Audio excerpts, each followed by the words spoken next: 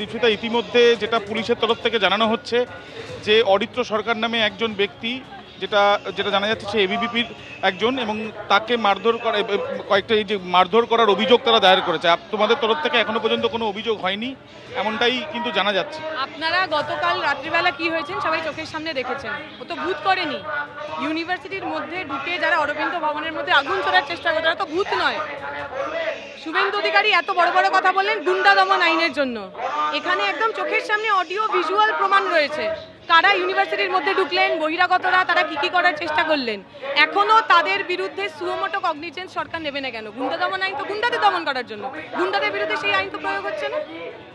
এবং যেটা পুলিশের তরফ থেকে বলা হচ্ছে যে তারা যখন 100 ডায়ালে প্রথমে ফোন আসে, তারা প্রথমে জানতে পারেন ইউনিভার্সিটি কর্তৃপক্ষ, তারা কথা বলেন এবং বহিরাগতরা যারা ভেতরে ঢুকেছিলেন তাদেরকে বার করে দিয়েছে পুলিশ।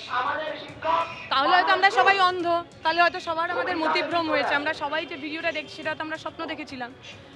ভিতরে ঢুকে ফ্ল্যাগ ছেঁড়া থেকে শুরু করে অরবিন্দ ভবনের সামনে আগুন জ্বালিয়ে দেওয়া, অকথ্য ভাষায় গালিগাল করা, অরবিন্দ ভবনের মধ্যে বোম ছুঁড়ে মারা, এগুলো হয়তো আমরা কেউ দেখিনি। আসলে এগুলো সব আমরা স্বপ্নে দেখছিলাম, এগুলো অ্যাকচুয়ালি তো হয়নি, আসলে হয়নি। প্রথমে থেকে পুলিশ বলছে যে প্রথম থেকে যোগাযোগ করার চেষ্টা ছিল কর্তৃপক্ষ, উপাচার্যের সঙ্গে যোগাযোগ করে পাওয়া যায়নি। পরবর্তীকালে উপাচার্যের যেটা বক্তব্য যে বারবার করে পুলিশের সঙ্গে যোগাযোগ করা হয়েছিল।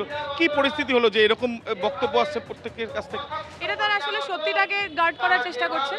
পুলিশকে একদম এই ডিরেকশন দেওয়া ছিল যে আমার গুন্ডারা তারা আসবেন, তারা যাদবপুরের মধ্যে ঢুকবেন, তারা নানা ধরনের গন্ডগোল করবেন এবং আপনারা কেউ কিছু করবেন না, এইটাই ডিরেকশন দেওয়া ছিল। না হলে এত সাহস কারণ হতে পারে না যে একটা মব, একটা মাস ইউনিভার্সিটির মধ্যে ঢুকে যাচ্ছে।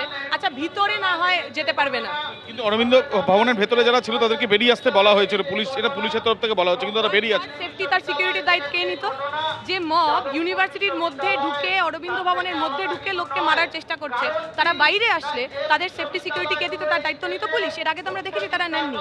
ফলে তারা যদি মনে করেন যে আমার ক্যাম্পাস সেটা আমার জন্য সবচেয়ে সেফেস্ট প্লেস টু স্টে, তাহলে তার মধ্যে আমি কোনো অসুবিধা দেখি না। আমরা দেখলাম যে এবিভিপি তরফ থেকে গতকালই বলা হচ্ছে যে এটা তাদের পক্ষ থেকে একটা সার্জিক্যাল স্ট্রাইক। সার্জিক্যাল স্ট্রাইক দেশের শত্রুদের বিরুদ্ধে হচ্ছে না। সার্জিক্যাল স্ট্রাইক যারা আমার দেশের ক্ষতি করছেন তাদের বিরুদ্ধে হচ্ছে না। সার্জিক্যাল স্ট্রাইক আমার পশ্চিমবঙ্গের সবচেয়ে ভালো ইউনিভার্সিটি, পাবলিক ইউনিভার্সিটি, যেখানে গরিব ছেলেমেয়েরা এখনো পড়াশোনা করতে পারে, তার বিরুদ্ধে হচ্ছে। আসলে ওনারা প্রমাণ করে দিচ্ছেন যে ওনাদের আসল শত্রু কারা। ওনাদের আসল শত্রু যে মানুষের দিমাগ আছে, যে মানুষ ভাবতে পারেন, যে মানুষ প্রশ্ন করতে পারেন, তারাই। তাদের বিরুদ্ধেই ওনারা যুদ্ধ ঘোষণা করতে চান। আমরা কথা বললাম দীপশিতা ধরের সঙ্গে, এবং তার সাথে সাথে আমরা দেখছি যে এই যে জমায়েত, সেই জমায়েত কিন্তু এখানে যথেষ্টই হয়েছে। এবং এই জমায়েত হওয়ার পেছনে যেটা কারণ সেটা হচ্ছে আজকে যদি এবিভিপি মিছিল করে যাদবপুর বিশ্ববিদ্যালয়ের 4 নম্বর গেটের কাছে এসে পৌঁছয়, তাহলে তাদের তরফ থেকে, অর্থাৎ এই যে জমায়েত যারা করেছেন তাদের যেটা বক্তব্য যে তারাও 4 নম্বর গেট পর্যন্ত যাবেন, তারা যাদবপুর বিশ্ববিদ্যালয়কে তারা বাঁচাবেন, এমনটাই তাদের বক্তব্য। এবং শুধুমাত্র স্টুডেন্টরাই নয়, তার সাথে সাথে অভিভাবকদেরও কিন্তু ডাকা হয়েছে এবং যারা প্রাক্তনী তাদেরকেও আসতে বলা হয়েছে এই জমায়েতে। এবং প্রত্যেকের ক্ষেত্রে প্রত্যেকের তরফ থেকে এটাই বলা হচ্ছে যে তারা প্রত্যেকে মিলে যাদবপুর বিশ্ববিদ্যালয়ের ওপরে এই যে আক্রমণ হয়েছে বলে তাদের অভিযোগ, সেই আক্রমণে তারা নিন্দা জানাচ্ছেন। একদিকে যেমন এই ছবি, আরেকদিকে পুলিশের তরফ থেকে এখনো পর্যন্ত কিন্তু এই ব্যারিকেড করে রাখা হয়েছে, সেই ছবিটাই আমরা দেখতে পাচ্ছি ঠিক এইচবি মোড়ে। একদম আবির, তুমি আমাদের সঙ্গে থাকো। দেশের শত্রুদের বিরুদ্ধে সার্জিক্যাল স্ট্রাইক করা হচ্ছে না, এমনটাই বলছেন দীপশিতা ধর। আর এবিভিপির পক্ষ থেকে কি বলা হচ্ছে দেখুন। গণতান্ত্রিক উপায় সার্জিক্যাল স্ট্রাইক, যে সার্জিক্যাল স্ট্রাইক করে রামনবমী হয়েছে, সরস্বতী পুজো হয়েছে, ঠিক সেভাবে সার্জিক্যাল স্ট্রাইক হবে। ডিমাগি নকশালটা প্রধানমন্ত্রী বলেছেন, আমি বলিনি। এটা ডিমাগি নকশাল, আরবান নকশাল, শহরে মাওবাদীরা দেশের জন্য বড় থ্রেট। এদেরকে সমূলে বিনাশ করতে হবে। যাদবপুরে যে চক্রকে বিনাশ করে যাদবপুরে যে ঋষি অরবিন্দের স্বপ্নের প্রতিষ্ঠান, সেই স্বপ্নের প্রতিষ্ঠানকে আমরা ফিরিয়ে আনবো।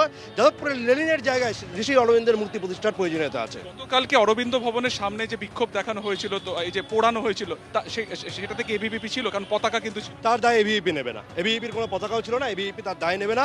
যারা করেছে তারা বলতে পারবে। আমরা এদেরকে সমূলে জবাব দেবো, গণতান্ত্রিক উপায়ে সমূলে, এবং কঠোরতম জবাব আমরা দেবো। ক্যাম্পাসের ভেতরে এবিভিপির কেউ ছিল? আমাদের কোনো পদাধিকারী ছিল না।